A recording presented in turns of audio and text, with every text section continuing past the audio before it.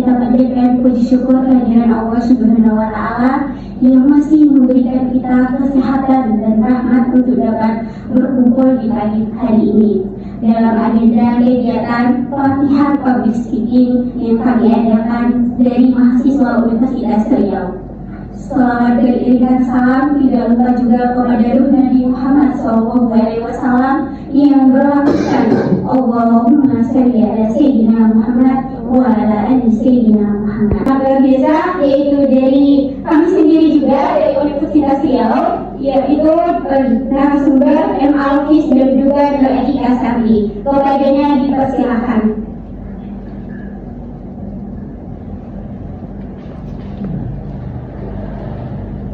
Teman-teman di sini semuanya bisa aktif dan berpartisipasi dalam pelatihan kita pada pagi hari ini, dan tentunya harapan terbesar kami semoga ini memberikan dampak yang luar biasa untuk teman-teman dalam kehidupannya nanti.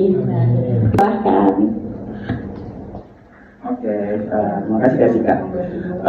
Oke teman-teman, jadi materi public speaking kita kali ini itu berjudul From Silent to Shine, atau artinya itu adalah dari diam sampai bersinar.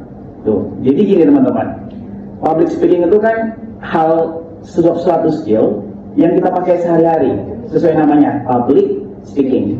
Jadi kita ngomong di depan umum. Umum itu kan kategorinya ada banyak ya teman-teman ya. Ada anak kecil, ada orang dewasa, ada yang seumuran, ada murid mungkin, ada guru, dan ada banyak hal. Jadi skill public speaking ini itu kayak benar-benar ngerubah teman-teman gimana orang-orang itu perspektifnya kepada teman-teman nantinya. Misalnya nih, kamu ditanya oleh anak kecil, tapi public speaking kamu bagus, otomatis anak kecil itu akan melihat kamu sebagai kakak yang baik misalnya, atau misalnya sebagai personal yang luar biasa. Padahal jawaban teman-teman ini biasa aja, misalnya kayak gini, dia bertanya tentang kesukaan dia tentang game atau apa gitu, tapi jawaban kalian itu menjadi berkesan karena kalian sudah memiliki skill public speaking itu sendiri. Nah itulah kenapa public speaking ini tuh menjadi salah satu skill yang sangat dibutuhkan oleh banyak orang. Nah lalu apa itu tawar-menawar? Itu kan juga public speaking. Nah makanya di sini kita bisa mempengaruhi, mendapatkan informasi, dan juga kita bisa menginspirasi pendengar. Contohnya misalnya kayak yang aku bilang tadi, kita misalnya ngobrol dengan anak kecil atau sebagainya. Apa sih tujuan public speaking itu? Pertama mungkin menyampaikan informasi kepada audiens dengan tepat, menjadi informatif. Jadi walaupun teman-teman bisa berbicara, tapi kalau misalnya teman-teman nggak tahu nih tentang informasi yang secara valid, jadi teman-teman nggak boleh juga mengada-ngada gitu. Jadi misalnya kayak ngasih tahu hal yang benar, misal, oh mungkin saya belum terlalu update, mungkin kita bisa lihat di sini dulu, atau hal-hal seperti itu. Lalu meyakinkan atau persuasif, mempengaruhi cara berpikir atau sikap pendengar. Nah ini tuh bisa, misalnya teman-teman sedang berdebat, misalnya teman-teman sedang bernegosiasi, lagi COD kan, turun lah dikit bang, gini lah dikit bang. Nah mungkin bisa dipakai, oh bang, ini pasarannya nggak segini bang, misalnya di sini kayak gini-gini, ini masih bisa turun lagi bang, misalnya gitu. Nah jadi ini tuh bisa mempengaruhi teman-teman public speaking itu. Tapi kalau misalnya bang kurang lah dikit bang, itu kan kurang ya teman-teman ya. Nah kayak gitu. Terus saya andiri, percaya sama aku, kalau teman-teman udah biasa ngomong, teman-teman udah tahu tekniknya, dan teman-teman udah terbiasa dan sebagainya, ini kan kita juga sharing-sharing ya teman-teman. Teman-teman pasti percaya diri. Mungkin di sini ada yang nggak berani ngomong, takut di tengah perjalanan lupa mau ngomong apa. Misalnya teman-teman takut ngomong karena nggak itu.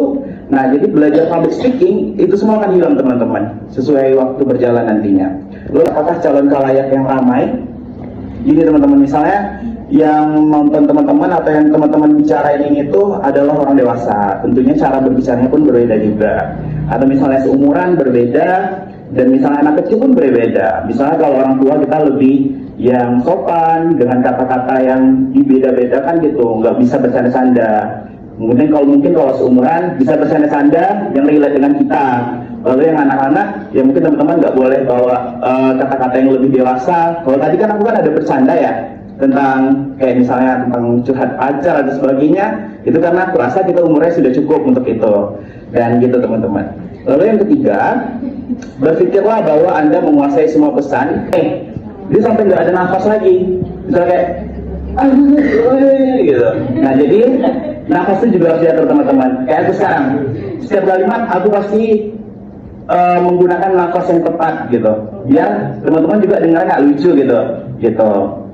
Lalu jangan malu membawa teks atau catatan, terutama apabila Anda sangat sulit menghafal dan untuk akurat. Ini misalnya berlaku terhadap misalnya teman-teman melakukan hal-hal penting, misalnya lagi pidato atau lagi sedang speech atau sebagainya. Mungkin ada beberapa poin yang teman-teman lupa, jadi ya jangan malu untuk pakai teks atau apapun itu ya teman-teman ya. Kecuali ini memang tugas atau hal-hal yang nggak boleh pakai teks gitu. Lalu yang ke-8, tolong hindari kata-kata atau kalimat yang dipengaruhi bakal melukai perasaan di sana atau serius yang bakal mengganggu penampilan Anda gitu. Karena kalau misalnya pakaian Anda adalah pakaian yang nggak nyaman bagi Anda, itu akan mengurangi rasa kepercayaan diri atau sebagainya. Itulah kenapa nomor 10 itu. Oke, boleh lanjut Kak. Ini ada beberapa teknis dasar public speaking. Yang pertama, persiapan, melakukan latihan dan menguasai materi yang akan disampaikan. Ini misalnya teman-teman saat ingin presentasi, saat ingin COD misalnya, kan harus ada yang dijelaskan tuh. Kak ini iPhone ini tuh kayak gini loh Kak, udah ada 0,5-nya gitu. Nah jadi sampaikan dengan materi yang pas. Nanti kalian kalau misalnya nggak tahu kan, dengan senyum, intonasi nada diikuti dengan penyampaian materi. Dan ini kayak yang berlanjut aja gitu flow-nya.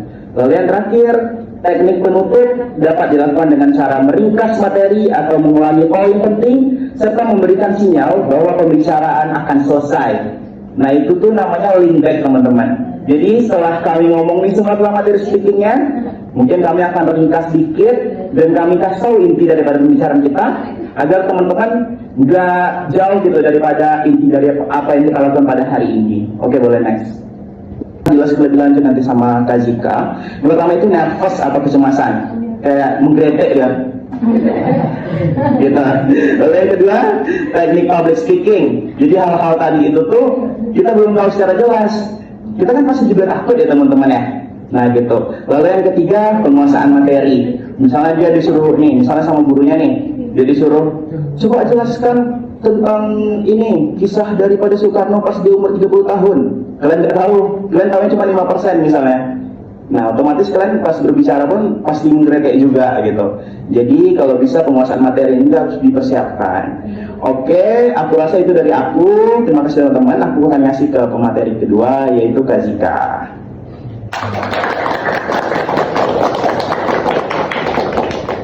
Oke, terima kasih Kak Alvis. Tadi itu ada beberapa tentang apa itu public speaking, apa teknik dasarnya, apa tips-tipsnya, kiat khas namanya tadi ya Kak Alvis. Nah, mungkin sebelum itu kita cek semangatnya dulu nih teman-teman. Oh, ada snack. Oke, terima kasih kakak. Wah, yang cowoknya nggak dikasih? Nggak usah. Oke. Ya, tunggu dulu ya teman-teman.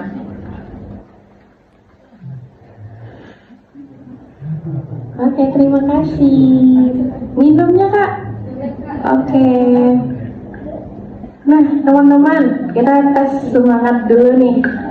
Kita ice breaking dikit ya. Aduh, bentar deh. Budi angkat tangan, turun. Tahu nggak bedanya apa teman-teman? Ya ada kata Budi, karena teman-teman di sini semuanya adalah Budi. Nah, hal kecil tersebut teman-teman bisa melatih konsentrasi. Benar apa betul? Alah, nggak kompak, nggak seru. Oke, kita tes lagi ya. Budi memegang pundak. Budi hadap ke kanan. Hadap kiri. Ayo, siapa juga tuh yang hadap kiri? Oke, tepuk tangan dulu dong untuk kita semua. Nah, teman-teman, aisyah materi apa yang akan kami bahas. Oke, boleh lanjut Kak? Nah, nervous dan usaha menyalahkan diri sendiri. Nah, gejala-gejala biasanya nih, kalau kita lagi cemas public speakingnya, detak jantungnya semakin cepat. Nanti baru Assalamualaikum warahmatullahi wabarakatuh, gitu kan. Kita ngomongnya tuh kayak berpacu gitu sama detak jantung kita. Itu bagian dari kecemasan. Yang kedua yaitu lutut gemetar. Nah, ada teman-teman orang-orang yang berani aku kan kayak gitu. Jangankan di luar teman-teman, kadang orang yang udah ahli aja dia tuh butuh persiapan yang matang kalau mau public speaking. Kalau nggak siap, kalau persiapannya nggak cukup, tetap kita akan merasa cemas. Bahkan kalau kita udah matang kan persiapannya, kita tetap merasa cemas. Nanti salah ngomong nggak ya? Nanti bisa nggak ya? Nanti orang tuh nyimak nggak ya? Gitu, cemas lagi. Nah, mungkin nanti kalau teman-teman keluar ngomong di tempat baru atau ikut lomba di luar, pasti ada rasa cemasnya karena itu suasana baru. Kita harus beradaptasi lagi gitu. Nah, yang ketiga, merasa menjadi pusat perhatian. Karena kita tahu nih, kalau kita tampil di depan, kita ngomong di depan, otomatis pusat perhatian orang-orang ke kita. Hal tersebut bisa bikin kita nervous juga teman-teman. Aduh, nengok aku dia lagi. Aduh, nanti salah gerak nggak ya? Tiba-tiba garuk kepala gimana gitu. Nah, itu mempersiapkan dan melakukan latihan dalam segala aspek teman-teman.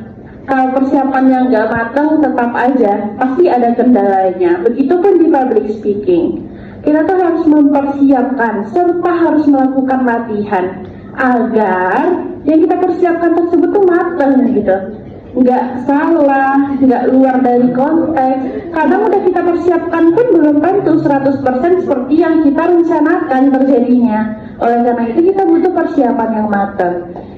Yang kedua itu mencari pengalaman.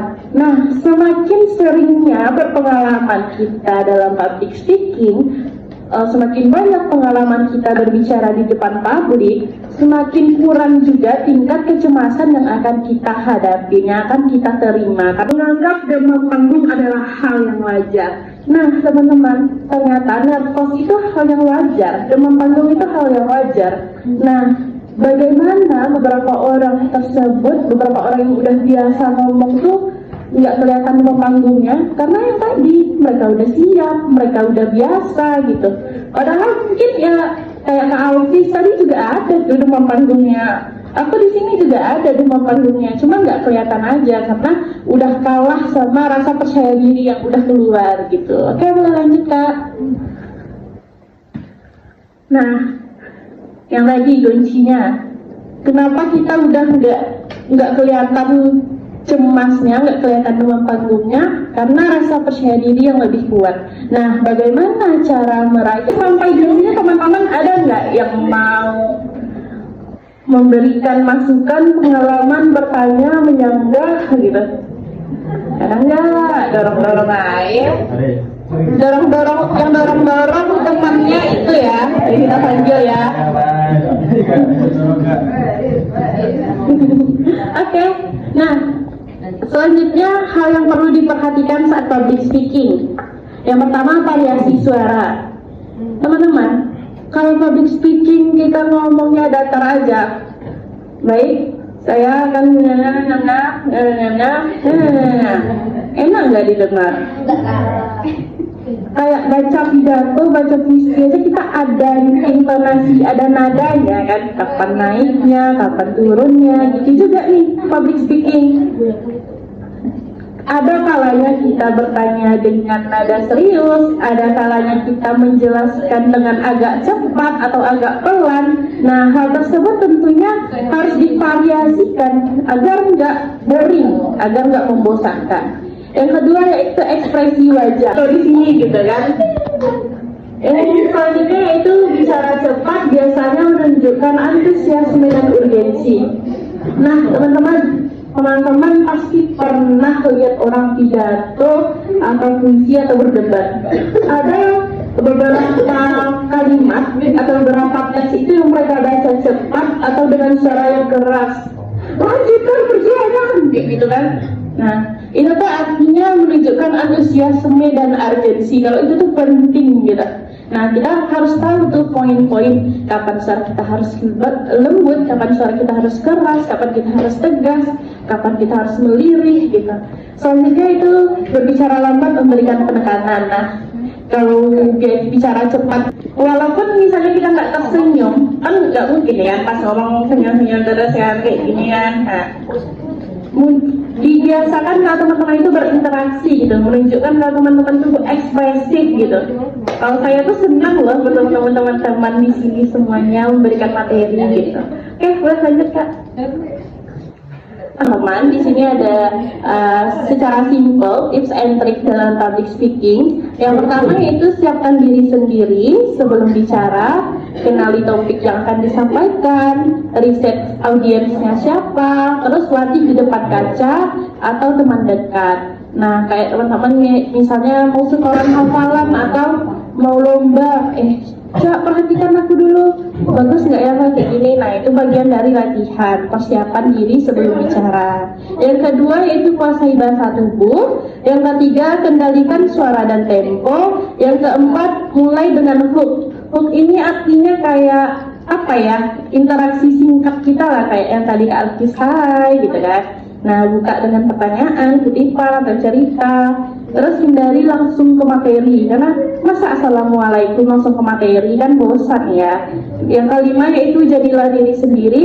Dan yang keenam latihan, evaluasi dan ulangi. Nah, kunci dari public speaking ini teman-teman harus persiapkan diri.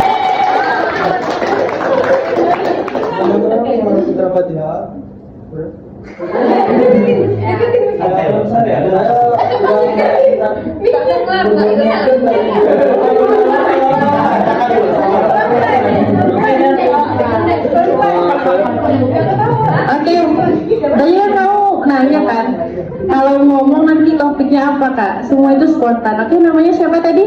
Putra Fatihah. Laksa pernah public speaking di depan orang ramai nggak? Beberapa kali saat SMK dan SMP. Ngapain tuh? Sebagai MC sebuah panggung. Tepuk tangan dulu dong. Kan keren tuh. Nah, cerita dong Laksa pas jadi MC gimana? Rasanya atau groginya gimana? Pertama kali groginya cuma kayak kaki getar sama kepala gitu aja. Terus sekarang lagi ngomong lagi depan orang sering grogi nggak? Enggak, kayak biasa aja. Oke, terima kasih. Terima kasih ya. Saya mau dulu satu lagi nih. Karena kita punya dua, kalau enggak kita kasih Laksa aja dua-dua. Nah, teman-teman. Ayo aja, let's go. Oke, kenalin dulu dong. Assalamualaikum warahmatullahi wabarakatuh. Perkenalkan, sebelumnya saya Stefani Raisya, dipanggil Raisya. Jadi Raisya mau menyampaikan kesan tentang public speaking yang udah Kakak sampaikan. Menurut Raisya, dari yang Kakak menyampaikan materi tadi, Raisya tahu gimana caranya supaya bisa tampil percaya diri di depan. Terus gimana caranya biar enggak ini agak gimana caranya atur nafas supaya bisa tampil di depan ini. Ini sudah sangat-sangat grogi. Terus makasih materinya Kakak, ini benar-benar bermanfaat untuk kami semua, karena sini juga semuanya susah kayak public speaking, tapi kalau curhat-curhat lancar ya. Itu aja, makasih ya Kak. Itu merupakan hal sederhana yang udah teman-teman pegang di sini. Saya yakin teman-teman di sini semua bisa dan mampu untuk berbicara di depan umum. Cuma mungkin teman-teman belum menemukan kemampuan diri teman-teman itu seperti apa, gambaran diri teman-teman itu seperti apa. Kayak ini bilang temannya, kalau curhat, kalau ngobrol lancar. Itu kan juga bagian public speaking. Artinya teman-teman bisa ngobrol sama teman-temannya dengan baik. Teman-temannya ngerti nih curhatan teman-teman tentang apa gitu kan. Itu juga bagian dari public speaking. Oke, tentunya harapan kami dari pertemuan kita pada pagi hari ini, Semoga setelah ini kita bisa percaya diri dan lebih lagi, mulailah dengan hal-hal yang lebih dari dasarnya saja. Nanti pasti lama-lama juga akan terbiasa. Kalau begitu, boleh kita jaga sebentar. Nanti kalau kakak bilang public speaking, aku pasti bisa. Oke? Public speaking,